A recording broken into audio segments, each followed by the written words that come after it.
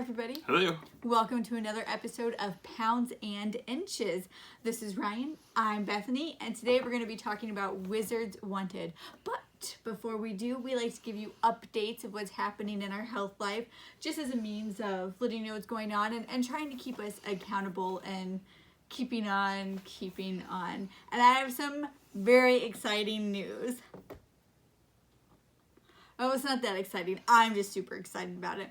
So as a lot of you know, I have drastically changed, or at least I'm trying to drastically change how I eat.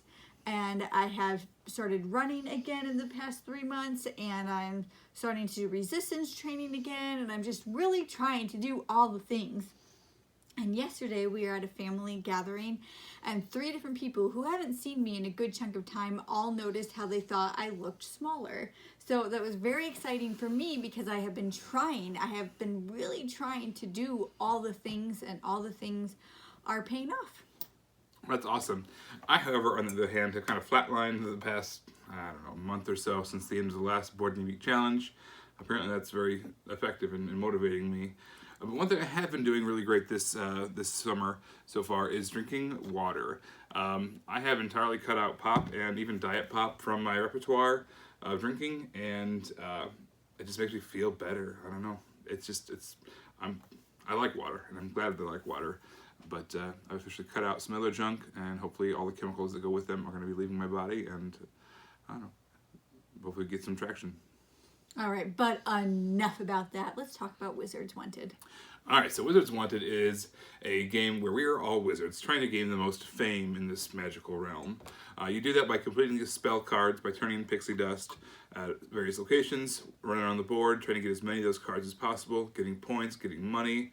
At the end of the game, when a deck runs out or a certain card is revealed, the game is over. Whoever has the most victory points wins. On your turn, there are 2 phases. There's the movement phase, and then at the end you can do an action. And the action can be completing one of those spell cards, or else you can trade in some of your money for more pixie dust, which is kind of like the currency that you use to complete these spell jobs. As far as the movement actions go on your turn, let's take a look and see what that looks like. So here's a player board.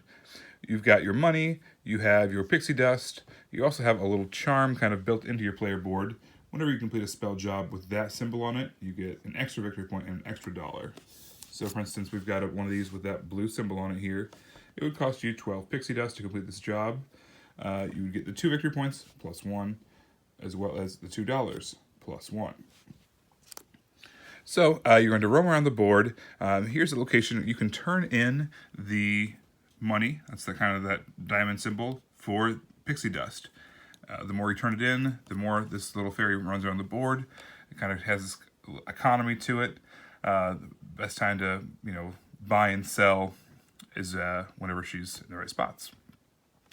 So let's say this is another one of those spots where you can buy, but it costs an extra $1 here. This is where I ended my turn. You've got a lot of different options for movement. And as far as the movement goes, it costs you pixie dust to move a lot of places, or money. So for instance, here's a little chart. If you only move 1 spot, you actually get $5. If you move 2 spots, it's free, etc. All the way up to moving 5 spots costs you 10 pixie dust.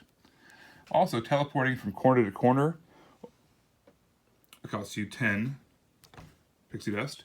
Including wherever this guy is. He's got a teleporter on his head, so he kind of roams around the board as well. So on my turn, I might move 1, which would, if I stopped there, I'd get the 5 pixie dust. But I'm going to keep on going. I'm going to pay the 10 to teleport all the way over here. When I teleport to one of the corners of the board, you get one of these little charms, which is similar to what's on your board already, except for you get different symbols, and you can get the more symbols you have, the more chances are you are going to get more points. So by teleporting, I get to own that now. And I'll keep on walking. So I've moved once, teleported once. I might go 2, 3, 4, 5. And then I'd pay my 10 pixie dust. Pay my pixie dust, that's my movement phase. But I got a little mushroom by walking over it. This one actually is movement. So there's all different kinds of tokens you can get. Movement, points, pixie dust, more of these tokens.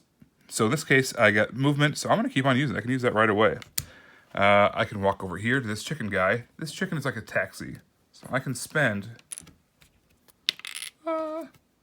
$2 to go to the next chicken following this little path. So go there. So I have now used one of my extra movements plus paid the taxi. So now I've moved a total of 7 spots, teleported, and used the chicken taxi, all to get around the board. So what are some things you liked about this game? I really like the art of this game. It completely caught me by surprise. I saw this on the shelf, and just the bright contrast just made me want to buy it, even though it was by Mattel, which is usually a company that I avoid mass market game-wise. But this game, I was surprised by the artwork and made me want to pick it up off the shelf. I enjoy that it has a very low barrier to entry. I picked up this game immediately, and that's how I know there's a low barrier to entry. I feel like we could probably teach this to anybody, and they'd be able to pick up on it pretty quickly. Even our daughter, probably our oldest, could pick this up within probably a year or so. Yeah. I also like that there's so many options for movement. We talked about that earlier, and I like that flexibility you have to go basically all over the board but you have to pay for it. But I like that options that you have.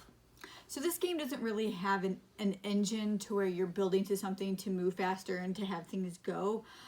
There's limitations in it, like you can only have 100 pieces of pixie dust. You can't ever exceed that and things like that. And because of that, because there's no real engine building, you can't have a runaway leader.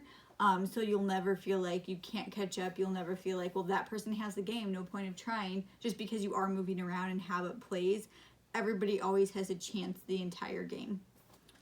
And the turns are really short. Between the movement and the buying of the cards, they're very, very short. So the pacing is really nice. It's constantly just the next person's going, and if you think about your turn ahead of time, there's very little interaction as far as blocking somebody or anything like that. So it's really great for the pacing wise. Yeah, and they did a good job with the layout of the game, where things are spaced out, how many actions or how many movements it is to get to the new thing. I thought they did a really good job of spacing those things out throughout the board. Even you can, there's 3 different places where you can turn in money for pixie dust. There is a upcharge in 2 of the places, but just so that's like laid out so you don't feel like you can't explore the board, that if you leave this area, bad things will happen. You really feel like you can go out and explore everything because they spaced it out really well. Speaking of that pixie dust, though, I am not a fan. I am not a fan of money that does not say 1 and 5 and 10 and 50. And I understand that it's a size thing and the smallest one is 1. Like, I always get that, and that the largest one is 50. And I understand that. It's just every time we play this game, the bits of it frustrate me. It's like poker chips. Those frustrate me. I just want the number on there. I don't want to have to think about it. I complain about it every time we play. I do. It's true. Even if I have to exchange something, I always get the amount wrong. And then my dearly beloved here, who doesn't trust me, always corrects the amount that I have got. Well, it's funny because the change she gets back always ends up in her favor. I'll turn this 5, I'll spend 5 of it, and then I'll get 10 back, right? Is that how that works? It's because I don't, it's just too many shapes. Just put the number on it. Keeping on the topic of components, I think the component quality could probably use an upgrading. The cards are very thin. The score markers that you go around the edge of the board, very cheaply made. The box itself is just super thin and flimsy. Oh my gosh, did you guys see that? Yeah, just no other box does that. I was carrying a box, or this box, with a game on top of it, and it was like sagging, and I was having to like grip it to make it, and I was crunching the box just from preventing it from, I don't know, it just can't even support another game. So, great art, component quality, could use an upgrading. So overall, my thoughts of this game are that it is really spunky. It's fun. It just has that like grit to it that that I like. With that said, I feel like this game has a shelf life for us. After you play it, I don't know how many times it will be for us, but I feel like after you've played it X amount of times, I mean, that's it. You've seen the game, you've seen all it has to offer, you've explored the entire thing, and you'll want to move on. So I really like it. I think it's fun. I enjoy it. I just don't see it lasting the long haul. I agree. I think this is a fun one. I think that we're going to get a renewed life into it once we can play it with our daughters. But this is not a game that we can play 2-3 nights a week.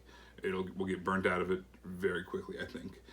So it's a game you want to play once a month, once a quarter, once a year. I think you'll enjoy it in that way. Yeah.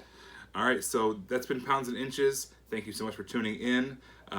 If you want to check out more of our videos, go to our YouTube channel, Pounds and Inches, where you can see all of our videos in one place. We've also got our blog on BoardGameGeek.com, where we talk a little bit more about our health situation, and that's called Pounds and Inches as well.